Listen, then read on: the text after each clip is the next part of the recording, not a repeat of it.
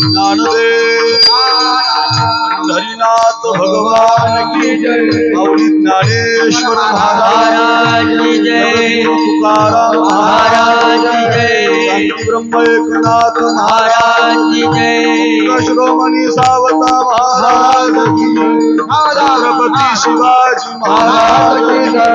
धर्मवीर संभाजी महाराज। विठाला विठाला विठाला विठाला विठाला विठाला विठाला विठाला विठाला।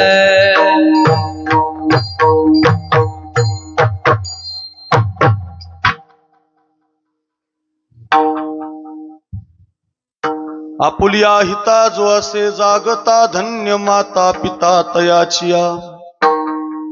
कुडी कन्या पुत्र होती जे सात्विक तयाचा हरिक वाटे देवा। गीता भागवत करीती श्रवण खंड चिंतन विठोबाचे। कुडी कन्या पुत्र होती जे सात्विक तयाचा हरिक वाटे देवा। तुका म्हणे मज घडो त्यांची सेवा तरी माझ्या दैवा पार नाही। कुडी कन्या पुत्र होती जे सात्विक तयाचा हरिक वाटे देवा। नमो ज्ञानेश्वरा नमो ज्ञानेश्वरा नमो ज्ञानेश्वरा नमो ज्ञानेश्वरा निवृत्ती उदारा सोपान देवा। उदारा सोपान मुक्ताबाई नमो त्रिभुवन पावनी। मुक्ताबाई नमो त्रिभुवन पावनी। आद्यात्रय जननी देवाची।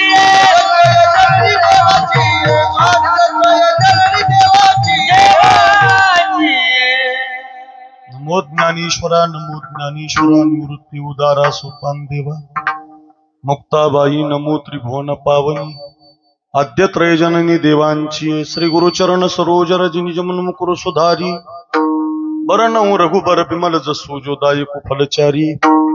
बुद्धिहीन तनु जानिके सुमिरो पवन कुमार।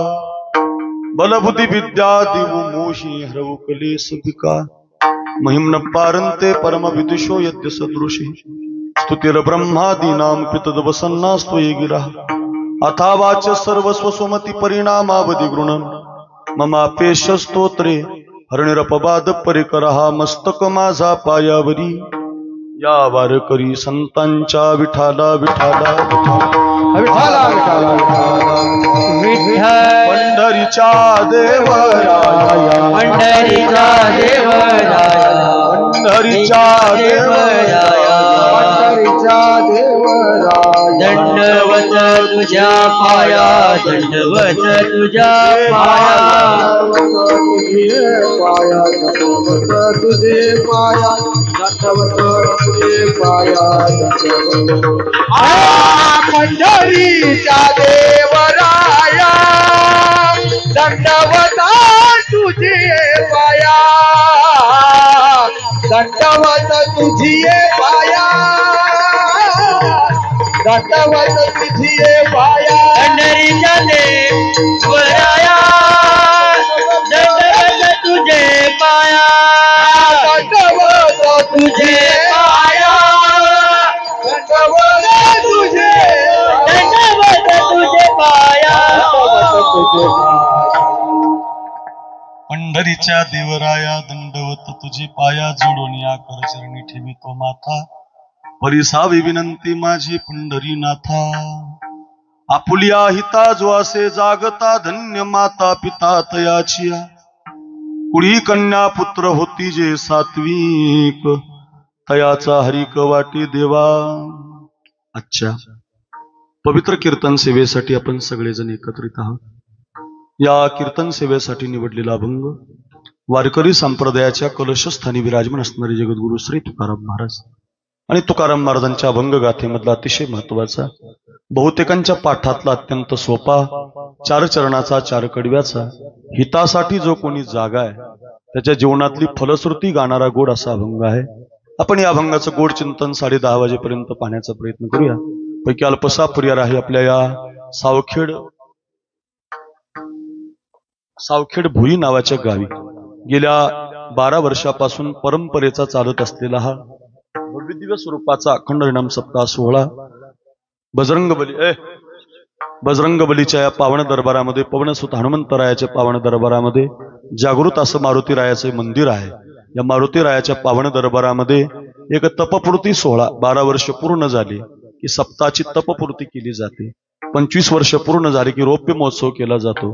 50 वर्ष पूर्ण झाले की मग सुवर्ण महोत्सव केला जातो. 75 वर्ष पूर्ण झाले की मग त्याला अमृत महोत्सव म्हणतात आणि 100 वर्ष पूर्ण झाले की मग शताब्दी किंवा हिरक महोत्सव म्हणतात. असा पहिल्या टप्प्यामध्ये पूर्ण झालेला तपपूर्तीचा हा सोहळा. आणि या तपपूर्ती सोहळ्याच्या निमित्तानं सावखेड भुई नावाच्या गावकऱ्यांनी, ग्रामस्थांनी, सगळ्या मंडळींनी एकत्रित येऊन, ज्येष्ठ मंडळी, तरुण मंडळी एका विचारानं एकत्रित आली आणि तपपूर्तीचा सोहळा भव्यदिव्य असावा, महाराष्ट्रातील लोकप्रिय कीर्तनकार आपल्या सप्ताहामध्ये यावीत असा एक आग्रह झाला. आणि त्याद्वारे महाराष्ट्रातील आमचे जिवलग मित्र कल्याण महाराज तिडके यांच्या माध्यमातून, आपल्या गावकऱ्यांच्या माध्यमातून आजचं सौजन्य ज्यांनी घेतलेलं आहे, श्री संतोषराव जयवंतराव माने यांच्याकडे आम्ही जेवण केलं. आल्यावर खूप गोड व्यवस्था केली. परिवारच त्यांचा गोड आहे व अगदी त्यांच्या नातवापर्यंत परंपरा आहे, वारकऱ्याची गोड आहे सगळ्या. आणि त्या सगळ्यांच्या माध्यमातून संतोषराव माने साहेब यांच्या माध्यमातून आजच्या कीर्तनाचं सौजन्य आहे. आणि या ग्रामस्थांच्या, तरुणांच्या विनंतीला मान देऊन आजची ही सेवा आमच्यापर्यंत आलेली आहे. कीर्तन साथीला महाराष्ट्रातील ही प्रसिद्ध गायक वादक मंडळी, ज्यांच्या वाणीनं, ज्यांच्या आवाजानं, ज्यांच्या पखवाजानं महाराष्ट्र समृद्ध झालेला आहे, ज्यांच्या चाली ऐकण्यासाठी लोक टेप घेऊन आळंदीला वाट पाहतात. प्रत्येक महाराष्ट्रात कीर्तनाची पहिली चाल यांची असावी असं सगळ्या महाराष्ट्रातल्या सप्ताहाला वाटतं, पण ही मंडळी मिळत नाही. अशी अलौकिक रत्न असणारी, कोहिनूर हिरे असणारी मंडळी आपल्याला भाग्यानं मिळालेली आहे. तुमचं गाव भाग्यवान आहे. या लोकांना पाहण्यासाठी गर्दी होते. आळंदीला, पंढरीला, कार्तिकी वारीला, आषाढी वारीला, उद्धव महाराजांना, रवी महाराजांना, भरत महाराजांना, भिसे महाराजांना पाहण्यासाठी लोक गर्दी करतात. लोक डोक्यावरती फुलं टाकतात, पैसे उधळतात की महाराज आले, काय गोड गायन आहे, किती गोड आवाज आहे. ही इंद्राच्या दरबारातली गंधर्वाशी जी आपल्या मृत्यू लोकाला लाभलेली आहे, त्यामध्ये आळंदी देवाची इथं हजारो विद्यार्थ्यांचं शिक्षण करून आताच एक मोठा कार्यक्रम आळंदीत झाला. खूप कार्यक्रम होतात आळंदीत, पण सगळे गुरु एका व्यासपीठावर आणण्याची ताकद एकाच माणसात येते, म्हणजे उद्धव बापू शिंदे गुरुजी. फार गोड व्यक्तिमत्व आहे. मला जाता येत नाही, पण दरवर्षी माझ्याकडून हुकून जातं. पण फार प्रसिद्ध कार्यक्रम, महाराष्ट्रातली सगळी दिग्गज मंडळी त्यांच्या कार्यक्रमाला उपस्थित असतात. त्यामध्ये उद्धव बापू शिंदे यांचं मोठं हातखंडा नाव आहे. विद्यार्थी घडवण्याचं काम करतात, आमचे ज्येष्ठ आहेत आणि फार गोड गायन आहे. व पहिली चाल कीर्तनातली सरगम गाण्याची पद्धत काही वेगळी आहे. महाराष्ट्र त्यांनी वेडा केलेला आहे. उद्धव बापू शिंदे गुरुजींना माझं वंदन. तदनंतर महाराष्ट्रातील एक अलौकिक रत्न, ज्यांच्या आवाजातली एक वेगळी सौंदर्यता आहे, त्यांचं गाणं, त्यांची सरगम गाण्याची पद्धत, ताना गाण्याची पद्धत, कीर्तनातली पहिली चालीमध्ये जे आता आलंय ते पूर्वीच रवी महाराजांनी आणलेलं आहे. महाराष्ट्रात अग्रगण्य अशा चाली जर कोणी आणल्या, आमचे ढाले गुरुजी आणि रवी महाराज पवार यांनी त्या चाली आणलेल्या आहेत. त्याच्यामध्ये अग्रगण्य नावे रवी महाराज पवार यांचं खूप गोड गाणं आहे, स्वभाव गोड आहे. आमचे अगदी जिवलग मित्र आहेत. रवी महाराज पवार आपल्याला मिळालेत. खानदेशातलं ते रत्न आहे, पण आळंदीला महाराज असतात. मास्तर बाबा खायदेकर यांची कृपा त्यांच्या डोक्यावरती झालेली आहे. त्यांच्या गावाला माझं कीर्तन असतं. अगदी त्या परंपरेमध्ये असणारे आमचे रवी महाराज पवार, त्यांनाही माझं वंदन. उद्धव बापू आणि रवी महाराजांची जी चाल होती, मीच त्याच्यामध्ये मंत्रमुग्ध झालो. सगळे लोक आश्चर्याने बघत होती. असा कसा आवाज, इतकं गोड, इतके ताणे, इतकी स्पीड कशी असेल असं वाटत होतं कंठामध्ये. या दोघांनाही माझं वंदन. परिसरातील गावातील गुणवान ज्येष्ठ टाळकरी मंडळी, या सगळ्या टाळकऱ्यांना चोपदारासहित वंदन. आणि आपल्या कार्यक्रमाला एक भाग्य आहे आपलं की हा भरत महाराज पठाडे मिळालाय. हे भरत महाराज पठाडे म्हणजे सामान्य व्यक्ती नाही. यांना आणायचं म्हणजे लई तपश्चर्या करावं लागते. माझ्या गावात मला 8 दिवस ठेवायचं तर मला मिळत नाही. महाराष्ट्रातल्या टॉप 10 वादकातला अग्रगण्य नाव म्हणजे भरत महाराज पठाडे.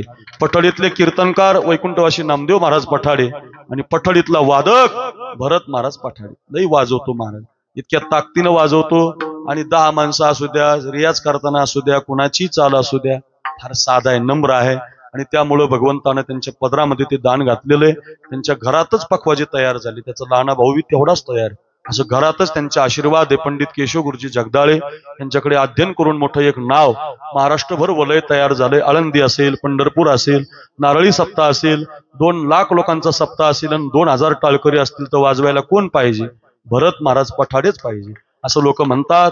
तुमचं गावाचं सावखेडचं काहीतरी भाग्य आहे तुमच्या मातीनं तरुणांनी काहीतरी पुण्य केलेलं आहे, तेव्हा इतक्या लवकर तुमच्या गावात महाराज आले, त्यांना सोडू नका. असे आमचे भरत महाराज पठाडे, आपण त्यांना वाजवण्यासाठी बोलवलंय. एक अग्रगण्य नाव आहे, त्यांची तयारी आहे, लग्गी आहे, रियाज आहे, काय आता त्यांचं काय वर्णन करावं. सगळ्याच प्रकारचं ज्ञान आहे त्यांच्याकडं. ते तेवढं गणितही आपल्याला येत नाही त्यांच्या एवढं समेतून कालातून 3.5 मात्रा 2.5 मात्रा मला एवढं येत नाही, पण त्यांना ते खूप तयारीचं जमतंय.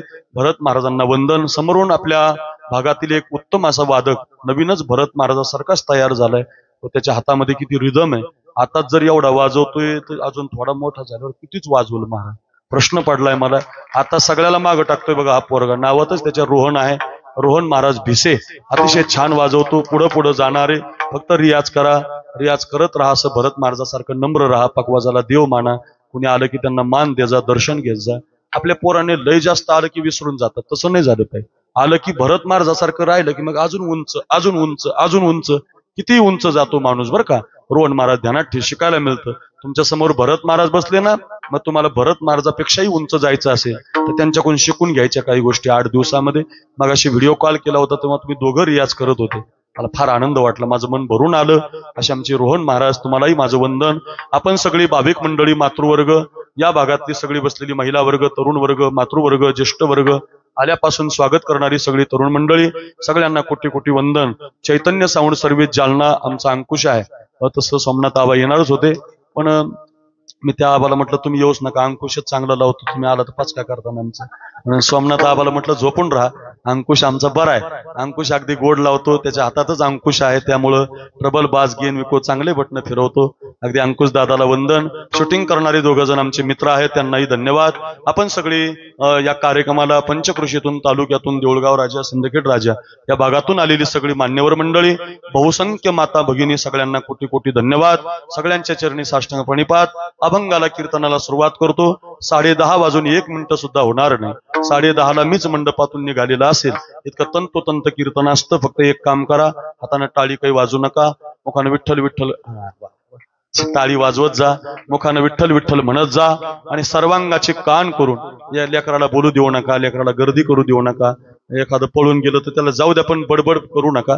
आणि सर्वांगाचे कान करून 10:30 वाजेपर्यंत ऐका. विठाला विठाला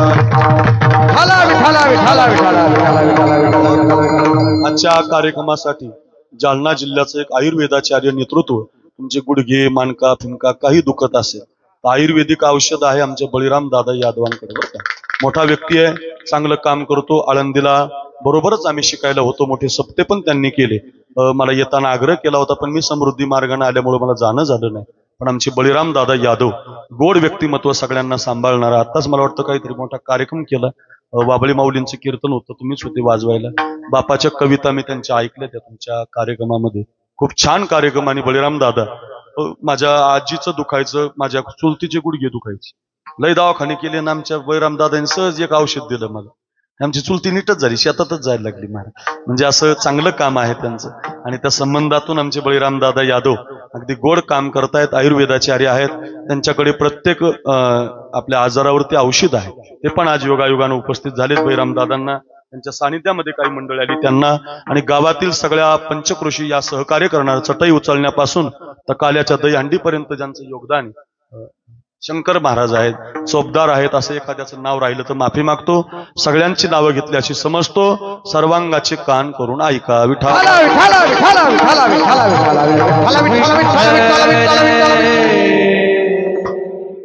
हा जो अभंग आहे तो बहुतेकांच्या पाठातला आहे. या अभंगामध्ये संतांनी आपल्याला जाग केलेलं. काय असतं, आपली आई आपल्याला जाग करते शाळेमध्ये जायला, बायको जाग करते कामावरती जायला, घरातली माणसं जागी करतात धनासाठी, लाभासाठी, स्वार्थासाठी. पण संत आपल्याला जाग करतात हितासाठी जाग करतात. आता जागा रे भाईनो जागा, चोर निजल्यात नाडून भागा रे भाईनो, जागा रे भाईनो जागा. कितीतरी प्रमाण आपल्याला म्हणता येते. संतांनी आपल्याला जाग केलेले. जगजोगी जगजोगी जागे जाग बोलती, जाग व्हा, उठा जागे भारी आता, स्मरण करा पंढरीनाथा, भावे चरणी ठेवा माथा, चुकवी व्यथा जन्माच्या, धनदारा पुत्र जन. जाग केलेले आपल्याला. आता आपले उठा गिजी माय बाप कैशी लागली झोप, हुजूर जागवणी एवढी चुकवापी खेप. किती प्रमाण आहे? उठा सकळ जन, हे जे अभंग आहेत जागे करणारे.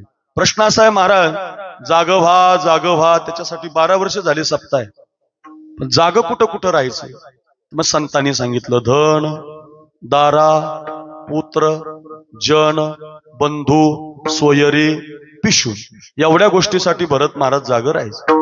धनासाठी जाग राहायचं म्हणजे काय? धन कमवायचं नाही का? वर्गणी द्यायची नाही का? वर्गणी घ्यायची नाही का? महाराजाला पैसे द्यायचे नाही का? कोणी घ्यायचे नाही का? असं काही नाही बरं का. सर्वाभूती द्यावी अन्न द्रव्य पात्र विचारुनी. संत म्हटले, धन देताना पात्र अपात्राचा विचार करायचा. म्हणजे धनासाठी जागं राहायचं, पण कुणाचं धन घेता इथं जागं राहायचं, आणि कुणाला धन देता इथं जागं राहायचं. कुणाचंही घ्यायचं नाही. आता कार्तिकीची वारी भरलेली पंढरपूरला 5-10 लाख लोक आहेत. सकाळी आपण सगळेजण वारीला जातच असतो. मग पंढरीला आपण गेल्यावर तिथं भिकारी बसलेले असतात.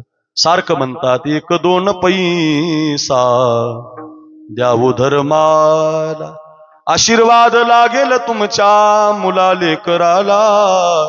गोड म्हणतात. आपल्याला वाटतं 200 रुपयाची नोट द्यावी काय, 500ची द्यावी काय. आपल्याला दया येते. त्याचे हात तुटलेले पाहून, त्याला पांगळं पाहून आपण आपल्या खिशातले 500 रुपये त्याच्या हातात टाकले, आणि अपंग माणूस दारू पिऊन आला. काय फायदा झाला? म्हणजे कुणाला धन देता इथं जागं राहायचं, कुणालाही द्यायचं नाही, पापात द्यायचं नाही, त्रासात द्यायचं नाही. आणखी ऐका, कुणाच्या वाट्याचं घ्यायचं नाही, भावाच्या वाट्याचं घ्यायचं नाही, गावाचं घ्यायचं नाही, मंदिराचं घ्यायचं नाही. गावाचं, देवाचं, भावाचं कधीच खायचं नाही. कुणाचा 1 रुपया सुद्धा आपल्याकडे नसला पाहिजे. असेल तर लगेच देऊन टाका. का? कुळाला फेडावं लागतं, आपल्या घराला फेडावं लागतं, आजार होतात, घर संपून जातं, भाऊ वेगळे होतात, घरामध्ये त्रास होतो. का? कुणाच्या वाट्याचं कधी घ्यायचं नसतं, कधीच कुणाचं घ्यायचं नाही. का? संतांनी जाग केलं बुवा. सबही पैसों के भाई दिल का साथी नहीं कोई. काय शब्द आहेत बघा. सबही पैसों के भाई दिल का साथी नहीं कोई. लोक तुमच्या पैशावर प्रेम करत असतात, हो, तुमच्या नोटावर प्रेम करत असतात. सगळे लोक पैशावरच प्रेम करतात. धनवंता लागी सर्व मान्यता हे जगी. कोण कोण पैशावर प्रेम करत आहे का? भाई बंद बहन और साले. आपला भाऊ, बंद म्हणजे भावकी, बहीण आणि साला. भाई बंद बहन और साले, सब पैसों के भाई, कोई किसी का नहीं रे प्यारे, कहत कबीर सुनाई. सब ही पैसों के भाई दिल का साथी नहीं कोई. भाई रे सब पैसे के भाई, भाई रे सब पैसे के भाई. ओ भाई रे सब पैसे के भाई, भाई रे सब पैसे के भाई. भाई रे सब पैसे के भाई, भाई रे सब पैसे के भाई. ओ भाई रे सब पैसे के भाई, भाई रे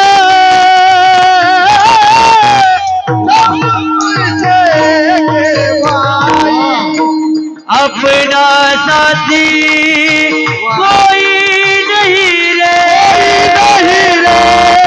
अपना साथी कोई नहीं. अपना साथी कोई नहीं रे, अपना साथी कोई नहीं रे, अपना साथी कोई अपना साथी कोई नहीं रे, साली कोई नहीं रे अपना साली कोई नहीं रे भाई सब पैसे के भाई रे सब पैसे भाई सब पैसे के सब पैसे के भाई वाह वाह बापू वाह रवी महाराज काय गोड प्रमाणे पैशासाठी जाग केलं आपल्याला लोक आपल्या पैशावर प्रेम करत असतात धनासाठी जाग राहा आणखीन एक महत्वाचा मुद्दा कोणाचंही घेऊ नका पापातलं घेऊ नका त्रासातलं घेऊ नका कोणाच्या दुःखातलं घेऊ नका कोणाच्या वाईटातलं घेऊ नका एकदा त्या सातारा जिल्ह्यामध्ये एक भाऊराव पाटील होऊन गेले आपल्याकडे जसं सिंदखेड राजा गाव आहे सिंदखेड राजाला राष्ट्रमाता जिजाऊ झाले जन्म झाला जिजाऊचा ऐका ऐका माझ्या बहिणींनो भाग्यवान आहेत तुम्ही जवळ तुम्हाला सिंदखेड राजा आहे मुलगी जन्माला आली तर बापानं हातून साखर वाटली होती अशी मुलगी होती बापही तसाच होता आपल्या बापासारखा नाही मुलीला गर्भातच मारणार आपला बाप पुरीला जन्माला येऊ देत नाही ज्या जिजाऊच्या जवळ गाव आहेत सिंदखेड राजा सावखेड भोई देऊळगाव राजा ऐका ऐका बुलढाणा जिल्हा विदर्भ मराठवाडा आणि विदर्भाची बाउंड्रीवर तुम्ही आहात मुली मारू नका मारा गर्भातल्या मुलीला कधी मारायचं नाही मुलगी फार पवित्र असते मुलगी 2 कुळाचा वंशाचा उद्धार करत असते मुलगी नसेल तर जग चालणार नाही परवाच्या दिवशी ऑस्ट्रेलिया आणि भारताची सेमीफायनल मॅच होती महिलांची मुलीची आणि मुलींची मॅच चालू असताना 60 बॉलमध्ये 90 रन काढायचे होते शेवटच्या 10 ओव्हरमध्ये आणि एक मुलगी जेमिमा नावाची खेळत होती ती तशी हिंदू आहे पण तिच्या वडिलांना ख्रिश्चन धर्म घेतला होता सुतार समाजाची पोरगी आहे आणि ती जेमिमा खेळत असताना मातीमध्ये पडली धावली पळाली तिला एका मॅच मध्ये काढून टाकलं होतं 127 रन केले आणि भारताला तिने विजय मिळवून दिला तर सगळ्या खेळाडूंना तिला डोक्यावर घेऊन खांद्यावर घेऊन नाचले मुलगी जर क्रिकेटर बनू शकते मुलगी झाशीची राणी बनू शकते मुलगी जिजाऊ बनू शकते मुलगी कीर्तनकार बनू शकते मुलगी जर प्रतिभाताई पाटलासारखी राष्ट्रपती बनू शकते तर मुलगी इंदिरा गांधी सारखी पंतप्रधान होऊ शकते मुलीला तुम्ही का मारता मुलापेक्षाही गोड मुलगी असते ध्यानात ठेवा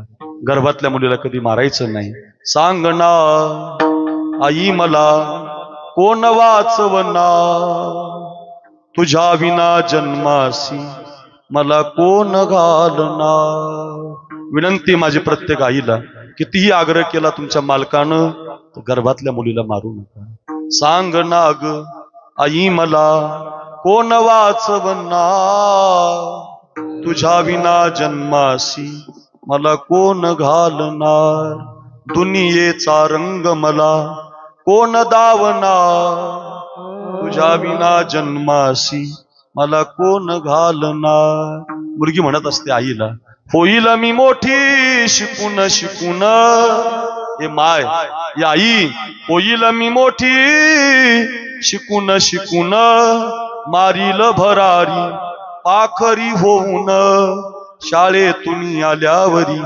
काम करणार तुझ्या विना जन्मासी मला कोण घालणार या आई राखी पौर्णिमेचा येईल ग सण माझ्या ग दादाला राख्या बांधील 2-2 कुंकवाचा टिळा कपाळी लावणार तुझ्या विना जन्मासी मला कोण घालणार गर्भातल्या मुलीला मारायचं नसतं मुलगी जन्माला आली बापानं हातावून साखर वाटली होती जिजाऊ तिचं नाव तुमच्या जिल्ह्यातली तुमच्या जवळची जवळ आहे सिंदखेड राजा सगळ्या गावात हातावून साखर वाटली पोरगी पण तशीच निघाली 8 वर्षाची झाली तलवार उचलायला लागली 12 वर्षाची झाली घोडा चालवायला लागली 16 वर्षाची झाली युद्ध करायला लागली आपल्याकडे जशी जिजाऊ आहे तसं त्या सातारा कोल्हापूर मध्ये एक भाऊराव पाटील झाले त्या भाऊराव पाटलांनी माळी कुणबी मराठा ऐका ऐका मातंग मुस्लिम या गरीब पोरांसाठी शाळा काढली शाळा त्या काळामध्ये शाळा नसायची आणि बैराम महाराज शाळा काढली होती भरत महाराज उद्धव बापू रवी महाराज नेमकं त्या शाळेला विद्यार्थ्याला फीस नव्हती शिक्षकाला पगार नव्हता शाळा कशी होती विद्यार्थ्याला फीस नाही आणि शिक्षकाला पगार धन कुणाचं घ्यायचं नाही त्याच्यासाठी कथा सांगतो ऐका विद्यार्थ्याला फीस नाही शिक्षकाला पगार नाही, अशा तत्वावर संस्था चालत होती. नाव दिलं होतं शिवाजी महाराजांचं. त्यांचं खूप प्रेम होतं शिवाजी महाराजावर. शिवाजी महाराजांचं नाव दिलं, संस्था उभी राहिली, गोरगरिबांची पोरं शिकायला लागली. पण चांगल्या कामाला संकट येत असतं. चांगला सप्ताह उभा केला की पाऊसच येणार, चांगलं काही तुम्ही करायला लागले की दुःख येणार, चांगलं पीक आलं की अवकाळी पाऊस येणार. चांगल्या कामाला संकट असतं. तसं त्यांनी चांगलं काम केलं आणि त्या काळात दुष्काळ पडला. लोक जे धान्य नेऊन द्यायची पोरांना जेवायला ते बंद झालं. परिणामी ते रडायला लागले. बायकोच्या गळ्यातलं मंगळसूत्र मोडलं बरं का सावखेडकर, बघा, बायकोच्या गळ्यातलं मंगळसूत्र मोडलं आणि त्या पैशात 1 महिना पोरांना जेवू घातलं. हो, आता पैसे संपून गेले, जवळचं सगळं संपून गेलं. पोरं तर शिकवायची, पोरांना जेवायला पाहिजे, रडायला लागले. एका श्रीमंत सावकाराला माहिती झालं साताऱ्याच्या, हे कोणीतरी भाऊराव पाटील गोरगरिबांच्या पोरांना शिक्षण देतात, संस्था चालवतात, त्यांच्या जेवणाला धान्य कमी पडतंय. सावकारानं पत्र पाठवलं, मोबाईल नसायची. पत्रामध्ये लिहिलं, विनंती विशेष पत्रास, कारण की सकाळच्या पहिल्या 10च्या एसटीनं गावी या, साताऱ्याला या, मी तुम्हाला एक टेम्पो भरून धान्य देतो. फार आनंद झाला. पहिल्याच एसटीनं भाऊराव पाटील गेले. मोठा मंडप दिला होता, 2-4 खुर्च्या लावल्या होत्या, हार आणले होते, फेटा आणला होता. भाऊराव पाटलांना खुर्चीवर बसवलं, झरीचा फेटा बांधला, गळ्यामध्ये शाल घातली, हार घातले आणि सावकार म्हटले, वा पाटील वा, असे पाटील असावेत, तुम्हाला आमचा मानाचा मुजरा. गोरीगरिबांच्या पोरांना शिक्षण देता, सर्व समाजाला सांभाळता, वा पाटील वा. पैसे कमी पडले तर बायकोचं मंगळसूत्र मोडून पोरांना जेवू घालता, तुम्हाला आमचा मानाचा मुजरा. आता तुमच्या पोरांची काळजी करू नका, माझ्याकडे 2-3 गोडाऊन भरून धान्य आहे, 2 टेम्पो भरून तुम्हाला देतो, पोरांच्या जेवणाची व्यवस्था करतो. आनंद झाला. पण सावकार एवढ्यावरती थांबले नाही. सावकार म्हटले, पण पाटील, धान्य देतो, पैसे देतो, पण माझी एक आट आहे. आट म्हटलं की त्या भाऊराव पाटलांनी वर पाहिलं. जुन्या काळातले लोक आटीला, वचनाला, शब्दाला पाळायचे. आता अटन, वचन, शब्दन, फिब्दन ते काय. तुम्ही तुमच्या मित्राला 2000 रुपये टाका फोन पेला, तुम्हाला चौकात भेटत नाही, तालुक्याला भेटत नाही, बाजाराला भेटत नाही, मोबाईलचा नंबर बदलतोय, काही राहिलं नाही. कोणी कोणाला आता देत नाही परत पैसे. माझे असे 50,000 रुपये परत आलेच नाही. बाबा, बायकोचं दुखतंय 10,000 टाका, बाबा भावाचं दुखतंय 4,000 टाका. असे 50,000 रुपये माझ्या मोबाईलमध्ये हिस्ट्री आहे, परत येत नाही, त्यांचे नंबर बंद झालेत. मला एवढं राहिलं नाही. श्रद्धा, विश्वास, चिकाटी, बोलणं, शब्द. जुन्या काळात त्याला फार किंमत असायची. मग ते पाटील म्हटले, ओ सावकार, धान्य देताय, पोरांच्या जेवणाची व्यवस्था करताय, पण तुमची आट काय? काही नाही म्हटलं, सोपी आट आहे, जमेल तुम्हाला. काय आट आहे? काही नाही म्हटलं, तुमच्या संस्थेला जे शिवरायांचं नाव दिलंय तेवढं फक्त बाजूला काढा आणि त्याच्या बदल्यात माझ्या बापाचं नाव तुमच्या संस्थेला लावा. असं म्हटल्याबरोबर लाल डोळे झाले, डोक्यावरचा फेटा दानकून खाली टाकला, माझ्याकडे बघा, आणि असा हातात माईक घेऊन श्रीमंत सावकाराकडे बोट करून भाऊराव पाटील म्हटले, ओ सावकार, खबरदार, एखाद्या वेळेला हा भाऊराव पाटील स्वतःच्या बापाचं नाव बदलू शकतो, पण संस्थेला दिलेलं शिवाजी महाराजाचं नाव बदलू शकत नाही. तुमचं धान्य तुम्हाला ठेवा, तुमचे पोते तुम्हाला ठेवा, तुमच्या धान्याचा एकही कण माझ्या विद्यार्थ्यांच्या पोटात मी जाऊ देणार नाही. माझी कथा संपली. आता तुम्हाला का सांगायची, गरज असताना सुद्धा घेतलं नाही. पोरांना उपाशी होते पण घेतलं नाही. का? कोण देतय कुणाचंही घेऊ नका, पापातलं घेऊ नका, त्रासाचं घेऊ नका, कुणाच्या वाट्याचं घेऊ नका. हो, आपलं जे आहे ते कमवा, इमानदारीनं घ्या. जोडून या धन उत्तम व्यवहारी, उदास विचारे वेचकरी, उदास विचारे वेचकरी, उदास विचारे वेचकरी, उदास विचारे वेचकरी, जोडणी या धन उत्तम व्यवहारे, जोडणी या धन उत्तम व्यवहारे, उदास विचारे वेचकरी, उदास विचारे वेचकरी, जोडणी या धन उत्तम व्यवहारे, जोडणी या धन उत्तम व्यवहारे, उदास विचारे वेचकरी, उदास विचारे वेचकरी, या धन उत्तम व्यवहारे, उदास विचारे वेचकरी, वेचकरी, वेचकरी, वेचकरी.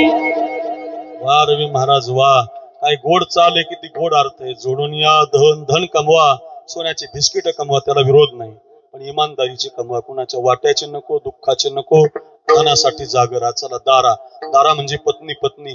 प्रत्येक नवऱ्यानं बायकोसाठी जागा असलं पाहिजे. वारीला जाऊ देते की नाही, पंगत घालू देते की नाही, वर्गणी देऊ देते की नाही, असं जागा असलं पाहिजे. हो, पतीनंही जागा असलं पाहिजे आणि पत्नी तर जागीची महाराज. या ज्या माझ्या बहिणी आहेत ना, या सगळ्या बहिणी मारुती रायाला, रामाला, वनीला, देवीला कुठं जाऊ दे, देवाला एकच मागणं मागतात, त्या दुसरं काही मागत नाही. कपाळाचं कुंकू माझ्या जन्माला जाऊ दे. या बहिणीत ना बहिणी कुंकू लावणारे, या सगळ्या देवाला एकच मागणं मागतात बघा. कपाळाचं कुंकू माझ्या जन्माला जाऊ दे, आयुष्याचा जोडीदार व्यसन मुक्त होऊ दे, व्यसन मुक्त होऊ दे, आयुष्याचा जोडीदार व्यसन मुक्त होऊ दे, आयुष्याचा जोडीदार. माझ्या नवऱ्यानं कोणती दारू पिऊ नये, माझ्या नवऱ्यानं कोणती बिडी ओढू नये, माझा मुलगा निर्व्यसनी असावा, माझा नवरा चांगल्या गावात चांगला सुशिक्षित असावा, याच्या पलीकडे या आईचं काही मागणं नाही. ती तर जागीच आहे बघा. वनवास रामाला आहे, जानकीला नाही. रामकथा करणारा महाराज मी. वनवास रामाला आहे, तापस वेश विशेष उदासी, 14 बरस राम वनवासी, रघुकुल रीत सदा चलियाई, प्राण जाए पर बचन न जाए. श्री राम जय राम जय जय राम, श्री राम जय राम जय जय राम, जय जय राम जय जय राम. ती गोड चौपाय आहे. तो वनवास रामाला आहे सावखेडकर, जानकीला नाही, सीतामाईला नाही. त्याच्यात शब्दच नाही जानकीचा. ती जानकी म्हणते मी सुद्धा वनवासात येणार. रामप्रभू म्हणतात नाही जानकी, अजून तुझा पाऊल पालखीच्या खाली नाही, अजून तू फुलाच्या खाली राहिली नाही, अजून तुला काटा माहिती नाही. वनवासात खूप काटे आहेत. तू एका राजाची मुलगी आहे, तू एका सार्वभौम राजाची सून आहे, तुला वनवासात येणं शोभत नाही. तू इथंच राहा. आत्ता संपून जातील 14 वर्ष, आत्ता मी येतो परत, वनवासात येऊ नको. काय काय जागी बघा बायको, बायकोनं असं नवऱ्याच्या पाठी उभा असलं पाहिजे. संत सांगतात बरं आपल्याला, ध्यानात ठेवा. जानकी म्हणते प्रभो तुम्हाला अयोध्येला सोडता येईल, तुम्हाला दशरथ राजाला सोडता येईल, तुम्हाला जन्म देणाऱ्या कौशल्य मातेला सोडता येईल, पण निरोप कसला माझा घेता, जेथे राघव तेथे सीता. तुम्ही जिथं असाल प्रभू तिथंच मी असणार.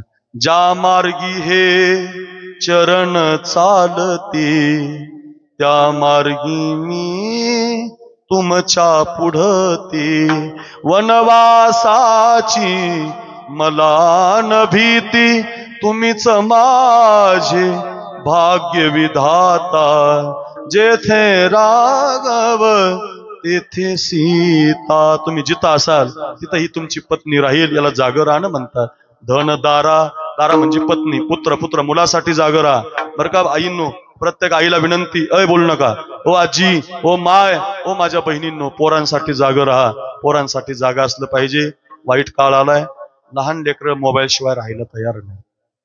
तिसरीच्या पोराला कशाला मोबाईल पाहिजे? तिसरीच्या चौथीच्या पोराला मोबाईलची काय गरज? द्यायचाच असेल मोबाईल तर 12वीच्या पुढच्या मुलीला द्या, 12वीच्या पुढच्या पोराला द्या. त्याच्या खालच्या हातात जर तुम्ही मोबाईल देत असाल तर तुमच्या पोराला बुद्धी राहणार नाही. तो सारखं गुगलवरच पाहिजे. सगळं काही गुगलवर आहे. कसं जेवायचं, कसं झोपायचं, कुठं राहाय, सगळं गुगलवर आहे महाराज. बोलूस तर येतंय, बोलूस तर. जरा सावधान. लहानपणात जर मोबाईल देत असाल तर तुमची पोरं लहानपणातच तरुण होतील बरं. मोठा धोका आहे. हाता पाया पडून विनंती, मायबापाने एवढं माझं वाक्य घरी घेऊन जा. द्यायचंय तुम्हाला तर 10वीच्या पुढे द्या, 12वीच्या पुढे द्या. त्याच्या आधी तुमच्या पोराच्या हातातला मोबाईल लवकर घ्या. तर तिला काही अभ्यास असेल तर थोडा द्या. पण तुम्ही तिला जर रील्स पाहत असाल, इन्स्टा स्टोरी, स्टेटस, फेसबुक, मग तुमचे पोरं बुद्धीनं काम करणार नाही.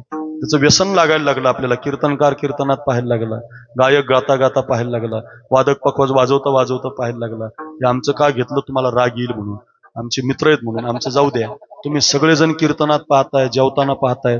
काही पोर असे जेवताना मोबाईल पाहतात. तिकडे बघा, जेवताना खाली पाहतच नाही ताटात, ती भाजी संपली का, मेथीची भाजी गेली का, चपाती गेली का, काही पाहत सारखे मोबाईल मध्येच. तिकडे बघा, मोबाईल पाहता पाहता जेवतात. बायकोला बिचारीला कापूस वेचायला जायचं, तिने आपलं ताट नेलं उचलून, याला मिळच नाही. 2-4 घास मातीचे खाल्ले, मातीचे घास खाल्ले. 2-4 खडा लागल्यावर कळालं बायकोनं ताट नेलं. ते अवघड झालं. मी गेवरायला राहिलाय बीड शहरात, तिथं तुमच्यापासून जालना आंबड गेवरायला माझं घर आहे. आमच्या शेजारी एक घटना घडली. रवी महाराज, भरत महाराज, उद्धव बापू, एक नवरा असा मोबाईल पाहता पाहता दुसऱ्याच बाईच्या घरात गेला. ध्यानातच नाही त्याच्या. जाऊ द्या, त्याचं चुकलं, तो गेला भाऊ. तर बाईनं तरी बघायचं ना घरातल्या. ती मोबाईलच खेळत होती. तिला वाटलं आपल्या घरात दुसरं कोण येणार. पाण्यास तांब्या भरून दिला, वर पाहिलंच नाही तिनं आपला हाय का नाही. तिला वाटलं तांब्या आला म्हणजे आपलंच घरी. ते सोफ्यावर बसलं, त्याला मिळ नाही. ही सोफ्यावर बसली, हिला मिळ नाही. दोघं मोबाईल मध्येच होते. तेवढ्यात तिचा ओरिजिनल नवरा आला घरात. आता बघा माझ्याकडे, आता ओरिजिनल चालतं का, ओरिजिनल, ते पण मोबाईलच खेळत होतं. त्याला वाटलं दुसरीच जोडी बसलेली, निघालं बाहेर. अरे तुझं घर आहे येड्या. काय नवल झालं महाराज. काय अहो, एक जण तर 15 मिनिटं भरत महाराज मोबाईल पाहत होता. मोबाईल हराला, मोबाईल हराला, मोबाईल हराला, मोबाईल हराला. बायकोला राग आला. खान कुंदिशी बायको जोरात मरण ना बायको. खान कुंदिशी बायकोनी जोरात हाणली. कुणाच्या? हा, नवऱ्याच्या. म्हणजे काही बायका हाणायला भेट नाहीत. आता खेड्यातलं जा, देऊळगावला, सिंदखेडला, जालना, कण ठोकतात बायका. तसं काही नसतं. जोरात काना खाली मारली. इकडे बघा माझ्याकडे, जोरात बायकोनं काना खाली मारली. मला काय झालं, काय पाहता म्हणे मोबाईल. किती वेळ झाला म्हणे, 15 मिनिटं. कशानं पाहता? टॉर्च लावली, टॉर्च. मोबाईलची टॉर्च लावून 15 मिनिटं मोबाईल पाहत होता. काय गांगे झालेत लोक महाराज. नका नका नाही, इतका अधीन जाऊ नका, इतकं त्याच्यात जाऊ पाहू नका, असं माझं मत नाही. मला पण मोबाईल, त्याचा विरोध नाही, त्याची गरज आहे. आता विज्ञान आहे, सायन्स आहे, त्याची गरज आहे. पण त्याच्यात आहारी जाऊ नका. आपल्या लहान लेकराला त्याच्यातून सावधान. एक माता आहे बघा, जिजाऊ नावाची, आपल्या लेकरासाठी जागी राहिली. तानाजी कोंडाणा हवाय, मुरारबाजी पुरंदर हवाय, हे शिवबा मला राजगड हवाय, हे शिवबा मला तो कोंडाणा. काय आई आहे महाराज. एका आईनं लेकराला जाग केलं महाराज. स्वराज्य पाहिजे, स्वराज्य, जगदंब जगदंब. एवढाच आवाज येत होता, एवढाच आवाज येत होता शंभू बाळाच्या अंगातून. जगदंब जगदंब जगदंब. ए तरुणांनो, घरी घेऊन जा, अंगावरची कातडी काढली तरी जगदंब जगदंब एवढाच आवाज येत होता. डोळ्यामध्ये गरम साळ्या घातल्या तरी जगदंब जगदंब. हुश नाही, हा नाही. 41 दिवस साखळदंडानं बांधून ठेवलं होतं. जगदंब जगदंबच आवाज येत होता. सांगू द्या रे, जगदंब जगदंब म्हणणारी जीभ अशी सांडशी मध्ये धरून ओढून टाकली रे. नुसता गळमा राहिला रे शरीरामध्ये, तरी बांधलेला देह जगदंब जगदंबच म्हणत होता. कल्पना करा, 41 दिवस आतोनात हाल केले संभाजी महाराजांचे, तरी त्यांच्या मुखातून जगदंबच का आलं. त्यांचा बाप, त्यांची आई त्यांच्यासाठी जागे होते महाराज. मायबापानं जागा असलं पाहिजे. अहिल्याबाई होळकर नावाची एक माता झाली या देशात. ऐका, पोरगा पापी निघाला भरत महाराज, पोरगा गुणी नाही निघाला, पापी निघाला, गाईला मारणारा निघाला, धूर्त निघाला, वाईट निघाला, पाप कर्म करणारा निघाला, अधर्मी निघाला रवी महाराज. इंदोरच्या शहरात हत्तीच्या पायाखाली देऊन पोरगा आईनं मारून टाकलं. काय आई असेल महाराज. मायबापानं पुत्रासाठी जागा असलं पाहिजे. मदालसन नावाची माता आहे, 4 लेकर आहेत. पाळण्यामध्ये झोके देताना म्हणते, राजा वनवासात जा, साधूच्या संगतीत जा. भरत महाराजासारखा, रवी महाराजासारखा, बापूसारखा गायक बन, ज्ञानोबारायांकडे जा, नाथ महाराजांकडे जा, तुकोबारायांकडे जा, वारकरी बन, निर्व्यसनी बन, असं आईनं बनवलं पाहिजे. मायबापाचं कर्तव्य आहे. आपल्या पोरांना संस्कार देत जा. बालपणामध्ये त्यांना कीर्तनात आणत जा, धिंगाणा घालू द्या, त्याला गंध लावत जा, त्याच्या गळ्यामध्ये तुळशीची माळ घालत जा, त्याला कीर्तनाला बसवत जा, त्याच्याकडून हनुमान चालीसा पाठ करून घेत जा, हरिपाठाला त्याला उभं करत जा. तुम्ही जर आता नाही केलं, मग ते कधीच होणार नाही. विनंती असेल मायबापाला, लक्षातच ठेवा, पुत्रासाठी जागं राहा. धन दारा पुत्र जन, जनासाठी सुद्धा जागं राहा. बंधू भावासाठी सुद्धा जागं राहा. महाराज 9:45 वाजायला लागले, कळलं आम्हाला. जागं राहा, जागं राहा, जागं राहा, किती सांगताय, कळलं आम्हाला. पण असं जागं राहिल्यावर काय मिळतं, तुकोबाराय सांगतात, असे जे कोणी जागे आहेत त्यांना फळ मिळतं अभंगाचं पहिलं चरण. जो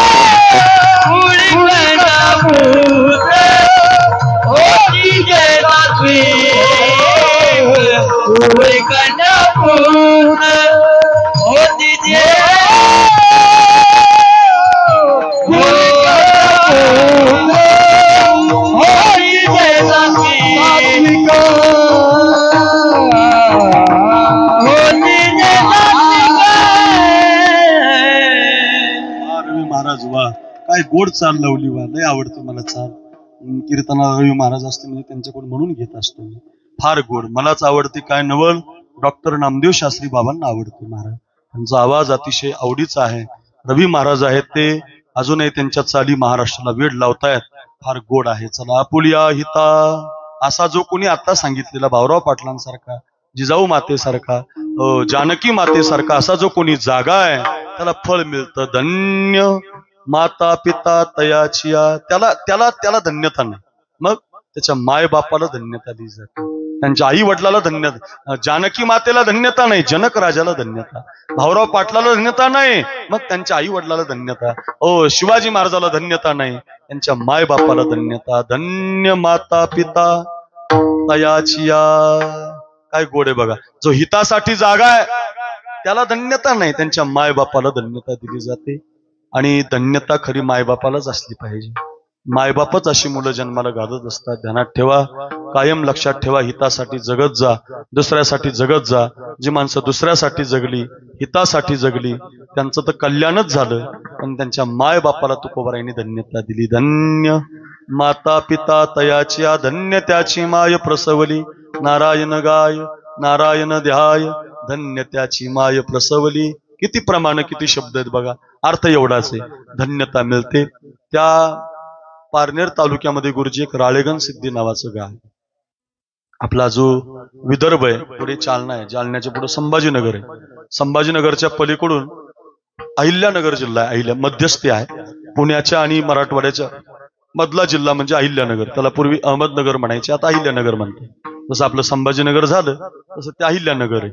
त्या पारनेर तालुक्यात एक राळेगण सिद्धी नावाचं गाव आहे. ऐका ऐका. आणि त्या राळेगण सिद्धीला अण्णा हजारे राहतात बघा. पद्मावती मातेचं मंदिर आहे. त्या मंदिराच्या शेजारी एक घर आहे. तिथला एक सौरभ आवटी नावाचा मराठा समाजाचा पोरगा देशासाठी लढायला गेला होता. आपल्या संभाजीनगरच्या आंबेडकर युनिव्हर्सिटीमध्ये तो शिकला. भारी परीक्षा दिल्या, अभ्यास झाला, पास झाला. आणि नेमकी त्या मिलिटरीच्या परीक्षेत त्याचा पास होण्याचा नंबर लागला. त्याला एक पत्र मिळालं, लेटर मिळालं की तुम्हाला सीमेवरची नोकरी मिळते. एकुलता एक पोरगा होता आईला. बाप त्याचा पोलीस कमिशनर आहे, 2 लाख पगार आहे बापाला. आईला पण 1 लाख पगार आहे, ती जिल्हा परिषद शाळेला आहे. 2 लाख रुपये महिना घरामध्ये येत होता भरत महाराज. पण पोरगा असं म्हटला नाही की माझ्या माय बापाला काही कमी नाही, मी कशाला जाऊ लढायला. पोरगा म्हटला मी सीमेवर जाणारच. बॉडी बनवली त्यानं, तो सीमेवरती गेला. त्याचं नाव सौरभ आवटी. इतका सुंदर होता दिसायला गुरुजी, बापू इतका सुंदर दिसायला, अप्रतिम त्याचा चेहरा, राजबिंडा, राजसकुमार, इतका गोरापान पोरगा. व्यायाम करून सीमेवरती पोरांवर लढायला गेला. भरपूर तरुण पोरं ऐकताय, ज्येष्ठ ऐकताय, तुमच्या सगळ्यांच्या डोळ्याला पाणी येईल बघा. फार गोड कथा आहे, घरी घेऊन जा. कोणत्या मायबापाला धन्यता दिली जाते त्याच्यासाठी पहिलं चरणच कळल, अभंगच डोक्यात बसेल तुमच्या. ऐका, कोणती माता धन्य असते, कोणता बाप धन्य असतो. आणि मग तो पोरगा सीमेवरती गेला तर 2018 साली गेला. 18, 19, 20, 21, 22, 23 अशी 6 वर्ष देशाच्या सेवेसाठी तो लढला. आणि 2023 मध्ये 5 वर्षानं तो घरी आला होता. 5 वर्षानं दिवाळीला आला होता. दिवाळीला आल्यानंतर मग आपल्याकडे गोडधोड केलं जातं. ते शंकरपाळे, करंजी सगळे पदार्थ आईनं बनवले होते. आपल्या बाळ्याच्या ताटामध्ये सगळे वाढले होते. त्याच्या तोंडावून गालावून हात फिरून आई त्याचं चुंबन घ्यायची. रोज त्याला एक पदार्थ खाऊ घालायची, खूप सांभाळायची, प्रेम करायची. पण 2-4 दिवसाची सुट्टी संपली भरत महाराज, पोराला वाटी लावावं लागलं. तो पोरगा जाताना सांगून गेला आई आता पुन्हा 2 वर्ष येणं होणार नाही. किती अवघड आहे ना. सकाळी जर आपला पोरगा पाहिला आणि संध्याकाळी जर दिसला नाही का आपल्याला, आपलं मन कासावीस होतं. 8 दिवस सप्ताहाला गेल्यावर जर आपले लेकर कसे आहेत जर कल्पना आली ना मनात, तर मन धसकून जातं. नुसता फोन घरचा वाजला रात्री आवेळी तर असं वाटतं आपल्या घराला तर काही झालं नसेल ना. कल्पना करा, 2-2 वर्ष बायकोचा त्याग, आईचा त्याग, घराचा त्याग, भावाचा त्याग कोण करू शकतो महाराज? पैसे कोण कमवत नाही, पैसे तर सगळेच कमवतात. पण पैसे घेऊन सुद्धा मरणाची ड्युटी करणारा फक्त सैनिक असतो महाराज, जवान असतो. ध्यानात ठेवा माझ्या बहिणींनो, आपल्यासाठी तो कुंकू त्याच्या बायकोचं पुसून गेलाय. हो मी मेलो तरी चालेल, माझ्या छातीवर गोळी गेली तरी चालेल, पण माझा देश वाचला पाहिजे, माझा देश जिवंत असला पाहिजे. माझ्या देशाला प्रत्येकाला दिवाळी साजरी करता आली पाहिजे. आपल्यासाठी पोरं बर्फात उभी आहेत, पावसात उभी आहेत, उन्हाच्या चटक्यात उभी आहेत, बाजूला सरकत नाहीत. घड्यांनो ती सारखं देशावरती प्रेम करतात. जिंदा रहने के मौसम बहुत है मगर जान देने की रुत रोज आती नहीं.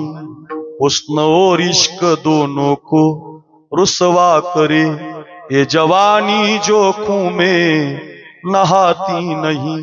आज धरती बनी है दुल्हन साथियों, अब तुम्हारे हवाले वतन साथियों. सांस थमती गई, नब्ज जमती गई, फिर भी बढ़ते कदम को न रुकने दिया.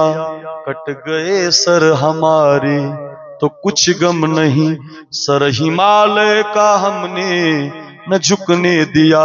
मरते मरते कहा बाकफन साथियों, अब तुम्हारे हवाले वतन साथियों.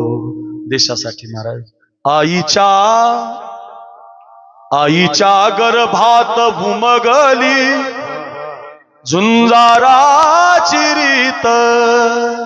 कुठही नाही, तलवारीशी लगीन लागलं, जडली वेडी प्रीत. लाख संकटे झेलून घेईल अशी पहाडी छाती. ऐकू नका, शब्द घरी घेऊन जा. पोरगा 2 वर्ष आला नाही महाराज. 2023 आणि 2024 घरी आलाच नाही. भरत महाराज 2024 साली त्याची कॅप्टन पदी नियुक्ती झाली आणि 5000 पोरं रवी महाराज त्याच्या हातामध्ये आली. कॅप्टन झाला होता. ऐका रे ऐका सावखेडकर, ही सत्य घटना आहे. आणि देशाच्या त्या सियाचीन प्रदेशामध्ये त्याची ड्युटी लागली होती. बर्फ कमरेपर्यंत झाला होता. खूप बर्फ पडतो, 0.3 तापमान असतं. अशा तापमानामध्ये पोरं उभी होती आणि काही दहशतवाद्यांनी हल्ला केला म्हणून आपले जवान पुढे सरकले. वंदे मातरम, भारत माता की जय म्हणत म्हणत गोळ्या झाडत होती. सपासप गोळ्या चालल्या होत्या, इकडच्या गोळ्या तिकडं, तिकडच्या गोळ्या इकडं. काही जवान धरतीला पडत होती. आता बर्फ खांद्यापर्यंत आला होता. बर्फ आता डोक्यापर्यंत आला होता. त्या बर्फामध्येच माणसं बुजून गेली होती. लढायचं मात्र त्यांनी सोडलं नव्हतं. धडाधड गोळ्या लागत होत्या रे, पण माझा देश जिंकला पाहिजे म्हणून बर्फामध्ये कॅप्टन अडकून गेले होते. कॅप्टन गायब आहेत, कॅप्टन गायब आहेत. ललकारी घुमली. सगळ्या पंचकृषीतले हेलिकॉप्टर दोरखंड बोलवण्यात आले. 1 दिवस गेला, 2 दिवस गेले, 7 दिवस गेले. भरत महाराज, कॅप्टन काही सापडले नाही. सगळ्यांच्या बॉड्या सापडल्या रे, त्या कॅप्टनची बॉडी काही सापडली नाही. 15 दिवसानं बर्फ कमी झाल्यावर बॉडी सापडली बापू. तर पूर्ण बर्फामध्ये तो पोरगा गोठून गेला होता. श्वासोश्वास सोडून भारत मातेचा झेंडा अंगावरती घेऊन 25 वर्षाचा पोरगा देशासाठी निघून गेला होता. ऐका, बर्फ पोडायला तोडायला भरत मला सुरुवात केली बळीराम दादा. बर्फ कापता कापता त्या पोराचा एक हात कापावा लागला, अर्धी छाती कापावी लागली, एक पाय सुद्धा कापावा लागला. अर्ध्या अंगाची बॉडी भारत देशाच्या झेंड्यामध्ये गुंडाळून लाल दिव्याच्या गाडीनं दिल्लीला आली. दिल्लीवरनं पुण्याला, पुण्यावरनं त्या राळेगण सिद्धीला गावात पोहोचली. 1 लाख लोक वाटी लावायला आली होती. हंबरडा फोडून माणसं रडत होती. सौरबावटी अमर रहे, सौरबावटी अमर रहे. लालवुंद चेहरा आईचा झाला होता. बाप डोक्याला हाणून घेत होता, छातीवर मारत घेत होता. आता पोरगा कधीच दिसणार नव्हता. बंद पेटीची बॉडी गावात आली. पेटीचा दरवाजा उघडला. आईनं आपल्या बाळाच्या डोक्यावर असा हात फिरवला.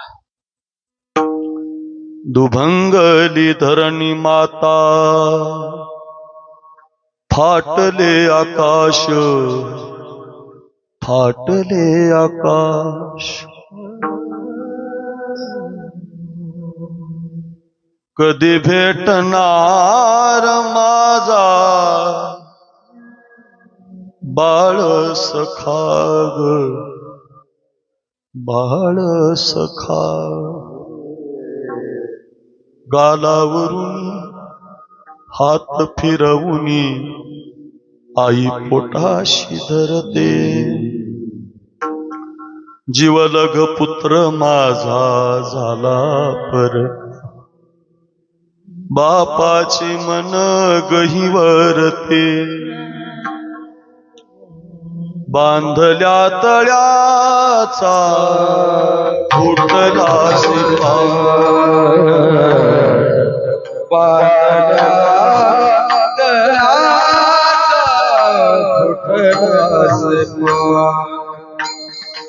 ओघ बारावा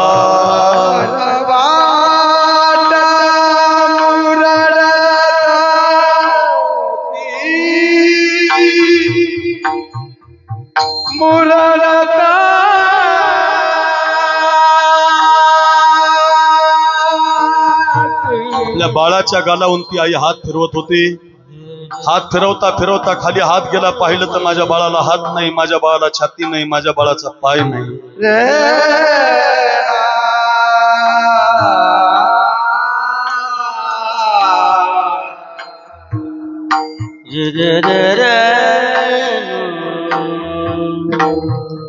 मी तर 2 हाताचा पोरगा दिला होता, मी तर 2 पायाचा पोरगा दिला होता. माझ्या बाळाचा हात कुठे, माझ्या बाळाची छाती कुठे? जवानांनो, माझा बाळाचा अर्धांग अर्धा कसा आलाय? कोण सांगणार रे त्या आईला? देशासाठी प्राण देता देता, लढता लढता तुझा बाळ बर्फामध्ये अडकून गेला. सगळे जवान रडत होते, सगळा गाव रडत होता, पंचकृषी सुद्धा रडत होती. रवी महाराज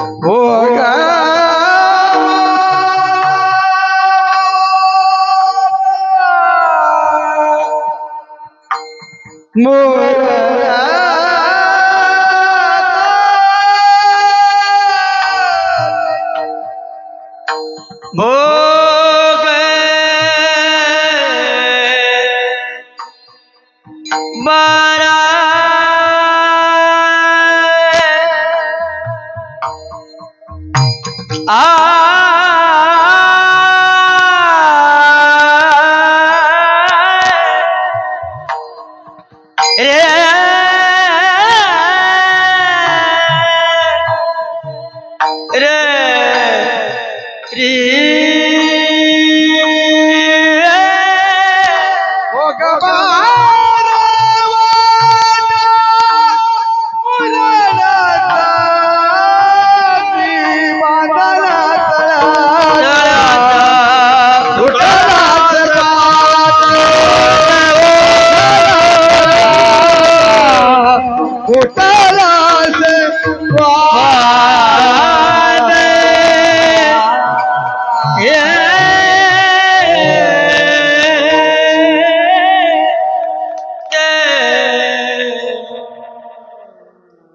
गालावून हात फिरवता फिरवता हात दिसला नाही भरत महाराज, छाती दिसली नाही, रडायला लागली माय.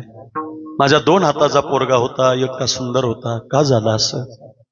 शासकीय इतमामात संस्कार करालेले जवान सांगत होते, आई तुमचा पोरगा कॅप्टन होता, हातामध्ये 2 बंदुकी घेऊन लढत होता. लढता लढता खूप बर्फ पडला. दहशतवाद्याचं संकट पाहून ते बर्फाला पाहून घाबरले नाही, मागे फिरले नाही, समोर सरकत गोळीबार केला, बर्फ डोक्याच्या वर गेला, बर्फामध्ये अडकला बाळ तुमचा, देशाच्या मातीसाठी शहीद झाला. आई शासकीय इतमामात संस्कार झाला, सगळा गाव तालुका रडला. या घटनेला आता 2 वर्ष झालीत बघा, या घटनेला 2 वर्ष झालेत. सांगताना अजून सुद्धा मला रडू येतं, इतका आपला भाव भरून येतो. माझ्याकडे बघा, तुम्ही जर कधी त्या राळेगणला गेलात तर तिची आई आहे ना उद्धव बापू आई, ती आई अजूनही हातानं जेवण करत नाही, हातानं जेवत नाही, फार वाळून गेली ती, कृश झालं तिचं शरीर. सगळ्यांनी विनंती केली, आई तुम्ही जेवलं पाहिजे.